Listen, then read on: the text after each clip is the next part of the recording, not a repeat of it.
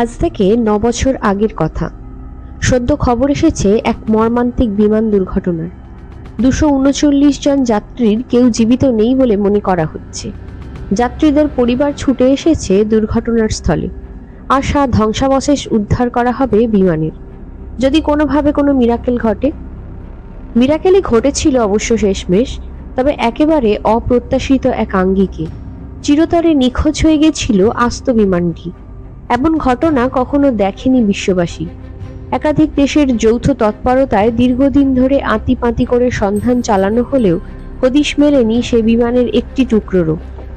দুর্ঘটনায় হতাহত যাত্রী, বিমানের ধ্বংসাবশেষ, এমনকি ব্ল্যাক বক্স সব শুদ্ধ যেন স্রেফ গায়েব হয়ে যায় বিমানটি। চরম রহস্যে হতবাক হয়ে যায় গোটা দুনিয়া। ২০১৪ সালের ৯ই মার্চ মালয়েশিয়া এয়ারলাইন্সের MH370 বিমানের অন্তর্ধান রহস্য আজও পৃথিবীর গভীরতম অমীমাংসিত রহস্যগুলির মধ্যে একটা। বোয়িং 777 বিমানটি যেন শূন্যে মিলিয়ে গিয়েছিল সেদিন। কিভাবে কি হলো, কোনো সূত্রই বার করতে পারেনি পৃথিবীর তাবড় সব অনুসন্ধান সংস্থা। আজ ৯ বছর হয়ে গেল, ফলাফল শূন্য। এভাবে কোনো রকম সূত্র না রেখে কার্যত ভৌতিকভাবে একটি বিমানের চিরতরে নিশ্চিহ্ন হয়ে যাওয়ার ঘটনা মনে করলে আজও বিস্ময়ে হতবাক হয়ে যান অনেকেই মনে করেন যাত্রীবাহী এই বিমানটিকে আন্তর্জাতিক কূটনৈতিক কারণে সরিয়ে ফেলেছে কোনো দেশ। ৮ই মার্চ রাত ১২টা ৪১ কুয়ালালামপুর বিমানবন্দর থেকে ২২৭ জন যাত্রী ও ১২ জন ক্রু সদস্য নিয়ে উড়ে যায় MH370। যাত্রীদের মধ্যে ছিলেন ১৫৩ জন চাইনিজ, ৩ জন আমেরিকান, ৬ জন অস্ট্রেলিয়ান, ২ জন কানাডিয়ান, ৪ জন ফরাসি, ২ জন ইউক্রেনিয়ান, ৫ জন ভারতীয়, ৭ জন ইন্দোনেশিয়ান, ২ জন ইরানি এবং ১ জন করে রাশিয়া, নেদারল্যান্ডস, হংকং ও তাইওয়ানের বাসিন্দা। ভোর ৬:৩০টায় বেজিং পৌঁছানোর কথা ছিল সেটির, কিন্তু উড়ানের ঠিক ১ ঘন্টা পরেই বিমানটির সঙ্গে কন্ট্রোল অফিসের সমস্ত সংযোগ বিচ্ছিন্ন হয়ে যায়। কিন্তু অদ্ভুত ব্যাপার হলো, তার আগে পর্যন্ত কোনো রকম বিপদ সংকেত বা বিশেষ বার্তা কিছুই আসেনি।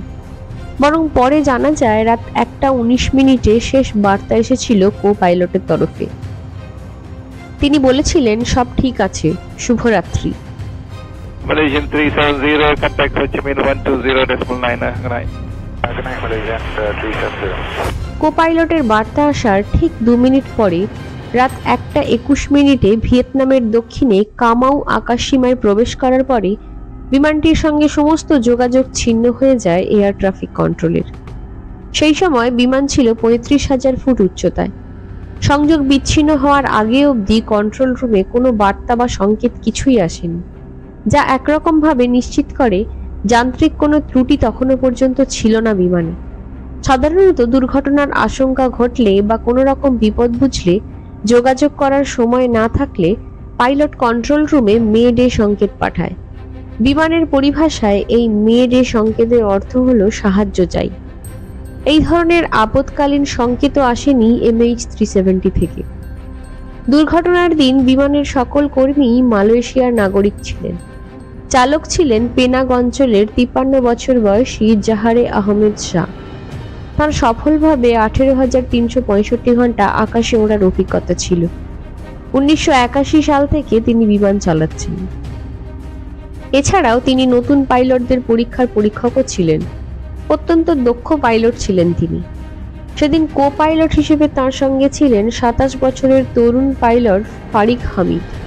তিনি ২০০৭ সাল থেকে মালয়েশিয়া এয়ারলাইন্সের পাইলট ছিলেন। ২৮০০ ঘন্টা উড়ানের অভিজ্ঞতা ছিল তার। নিখোঁজ MH370-র সন্ধানে আমেরিকা, চীন, Philippines, Indonesia, Malaysia, Singapore, Vietnam এতগুলি দেশ উদ্ধার অভিযানে সেরা দল পাঠায়, কিন্তু ফলাফল শূন্য। বিমানটির খোঁজে ২৭,০০০ বর্গ নটিক্যাল মাইল এলাকা জুড়ে তন্ন তন্ন করে খোঁজ চলে। ১২টিরও বেশি দেশ সম্মিলিতভাবে চেষ্টা করে বিমান খোঁজার। মালাস্কা প্রণালী ও চীন সাগর জুড়ে কার্যত চিরুনি তল্লাশি চালানো হয়, কিন্তু একটি টুকরোও মেলে না। কোন পথে এগিয়েছিল নিখোঁজ বিমানের খোঁজ তা আরও একবার মনে করে নেওয়া যাক। ৯ই মার্চ ২০১৪ থাইল্যান্ডের গালফ এরিয়া থেকে উদ্ধার অভিযান শুরু হওয়ার পরে বিমানটির শেষ সংযোগ মেলা জায়গায় সমুদ্রের জলে তেল মিশে থাকতে দেখা যায়। মনে করা হয় সেটি বিমানটির জ্বালানি। সেখানেই ভেঙে পড়েছে বিমান। খোঁজ চলে জোরদার, কিন্তু ল্যাবে পরীক্ষা করে জানা যায় ওই তেল আসলে জাহাজ থেকে পড়েছে। ফলে আবারও শূন্য থেকে শুরু। 10ই মার্চ 2014 বিমান ভেঙে পড়ার সম্ভাব্য স্থান হিসেবে হংকংকে শনাক্ত করার পরে চায়নার দক্ষিণ মধ্যসাগর পর্যন্ত বাড়ানো হয় বিমান খোঁজার পরিধি। এদিন জানা যায় আরও একটি গুরুত্বপূর্ণ খবর। মালয়েশিয়া সরকারের সামনে প্লেনের ধ্বংস হয়ে যাওয়ার তত্ত্ব সরে গিয়ে ক্রমশ ঘনীভূত হতে থাকে হাইজ্যাকিং রহস্য। প্লেনের যাত্রী তালিকা ঘেঁটে জানা যায় ওই বিমানে নকল পাসপোর্ট নিয়ে যাত্রা করছিলেন 2 যাত্রী। তারা দুজন বেজিংয়ের মানুষ, কিন্তু খোঁজ নিয়ে জানা যায় এদের সঙ্গে কোনো যোগাযোগই ছিল না কোনো সন্ত্রাসবাদী সংস্থা বা অন্য কোনো দুষ্কৃতকারী সংস্থার সঙ্গে। শুধু এই 2 যাত্রী নয়, প্লেনের সকল যাত্রীর সম্পর্কে খোঁজ নিয়ে কোনো তথ্য সামনে আসেনি। এমনকি মালয়েশিয়ান সরকারের তরফে বলা হয় কোনো সন্ত্রাসবাদী সংস্থা এই প্লেন হাইজ্যাকিং এর দায়ভার গ্রহণ করেনি। 11ই মার্চ 2014 দুজন সন্দেহভাজনের সঙ্গে কোনো সন্ত্রাসী সংগঠনের সংযোগ ছিল না বলেই জানিয়ে দেন গোয়েন্দারা।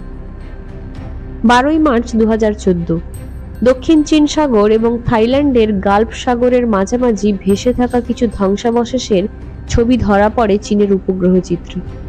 কিন্তু সে ছবি দেখার পরে মালয়েশিয়া সরকার জানিয়ে দেয় সেগুলি MH370 অংশ নয়। 13ই মার্চ 2014 তদন্তে জানা যায় কন্ট্রোল অফিসের সঙ্গে যোগাযোগ বিচ্ছিন্ন হওয়ার পরেও আরও 4-5 ঘন্টা বিমানটি আকাশে ছিল।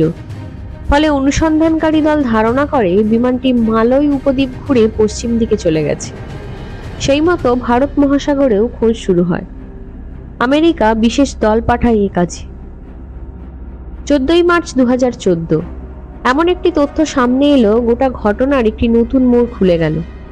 আমেরিকার একটি সংবাদ মাধ্যমে মালয়েশিয়া এয়ারলাইন্স কর্তৃপক্ষের সাক্ষাৎকার প্রকাশিত হয়। তাতে দাবি করা হয় রাডারের সঙ্গে শেষ সংযোগ বিচ্ছিন্ন হওয়ার পরপরই বিমানটি পর্যাপ্ত উচ্চতায় থাকার ক্ষমতা হারায়।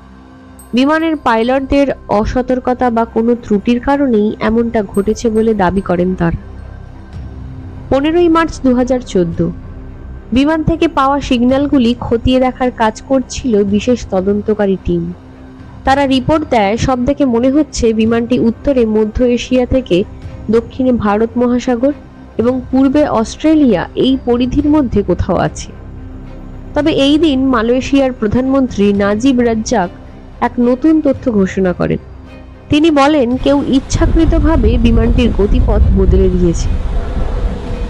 16ই মার্চ 2014 তদন্তকারীরা জানান 4-5 ঘন্টা নয়, সংযোগ বিচ্ছিন্ন হওয়ার পরে 7 ঘন্টা উড়েছিল বিমানটি। ফলে অনুসন্ধানের অভিমুখ বাড়ানো হলো ভারত সাগর পর্যন্ত। 19শে মার্চ 2014 অনুসন্ধান অভিযানে যোগ দিল আমেরিকার সর্বোচ্চ তদন্ত সংস্থা ফেডারেল ব্যুরো অফ ইনভেস্টিগেশন অর্থাৎ FBI।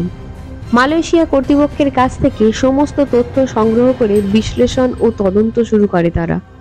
সামনে আসে আরও এক অদ্ভুত তথ্য। বিমান সংক্রান্ত কিছু ডেটা নাকি উধাও, তবে সেসব ডেটা ফেব্রুয়ারি মাসের। সেই সঙ্গে জানা যায় বিমানটিতে কতটা জ্বালানি ছিল তার নির্দিষ্ট পরিমাণ। সেটা হিসেব করে অনুসন্ধানের পরিধি খানিকটা কমিয়ে আনা হয়। 22 মার্চ 2014 চীনের উপগ্রহ চিত্রে আবারও ধরা পড়ে ভারত মহাসাগরের দক্ষিণাংশে প্রায় 75 ফুট দীর্ঘ কিছু একটা পড়ে রয়েছে। তবে স্যাটেলাইট চিত্রে ধরা পড়া ওই এলাকায় সাঁড়াশি অভিযান চালিয়েও কোনো ধ্বংসাবশেষ মেলেনি।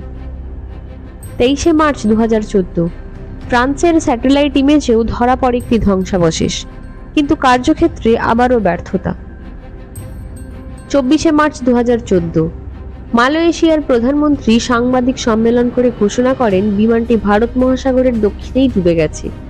খারাপ আবহাওয়ার কারণে আর চালানো যাবে না অনুসন্ধান। 4 এপ্রিল 2014 বেশ কয়েকদিন পরে চীনের একটি সাবমেরিনের রাডারে একটি নির্দিষ্ট শব্দ শনাক্ত হয় ভারত মহাসাগরের তলদেশ থেকে। সে শব্দের ফ্রিকোয়েন্সি পরীক্ষা করে তদন্তকারীরা প্রায় 99% নিশ্চিত হয়ে যান বিমানের ব্ল্যাক বক্স থেকেই আসছে সেই শব্দ।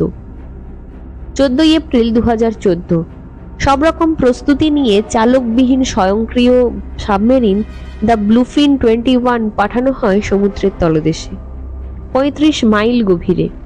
কিন্তু সবাইকে চরম বিস্মিত ও হতাশ করে আবারও খালি হাতে ফিরে আসে সাবমেরিনটি। তবে উদ্ধার কাজ বন্ধ করা হচ্ছে না বলেই ঘোষণা করা হয় অনুসন্ধানকারী দলের তরফে। কাজ চলতে থাকে নিঃশব্দে। এরই মধ্যে বিভিন্ন সময়ে তানজানিয়া, মরিশাস ইত্যাদি নানা জায়গা থেকে ধ্বংসাবশেষের খোঁজ মেলার খবর আসে, কিন্তু কোনোবারই তা MH370 ছিল না বলে জানা যায়। 22 জুলাই 2016 মালয়েশিয়া, চীন ও অস্ট্রেলিয়া যৌথভাবে সিদ্ধান্ত নেয় এবার বন্ধ করা হবে অনুসন্ধান। ইতিমধ্যে আমেরিকার এক সাংবাদিক নাইজেল ক্যাথন একটি বই লেখেন, ফ্লাইট MH370 দ্য মিস্ট্রি। সেখানে তিনি উল্লেখ করেন আমেরিকা তাইল্যান্ডের যৌথ সামরিক মহড়া চলার সময়ে গুলি লাগে বিমানটির গায়ে। চীন সাগরে ভেঙে পড়ে সেটি, যদিও এই দাবির কোনো সত্যতা আজও প্রমাণিত হয়নি। শেষমেশ বন্ধ অমীমাংসিত ফাইল।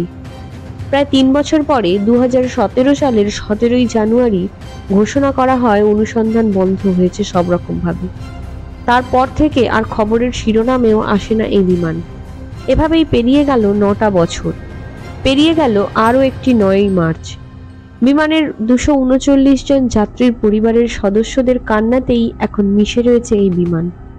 কোনো সূত্র না রেখে একটি আস্ত বিমানের শূন্যে বিলীন হয়ে যাওয়ার রহস্য আজও হার মানায় যে কোনো ভৌতিক কাহিনীকে।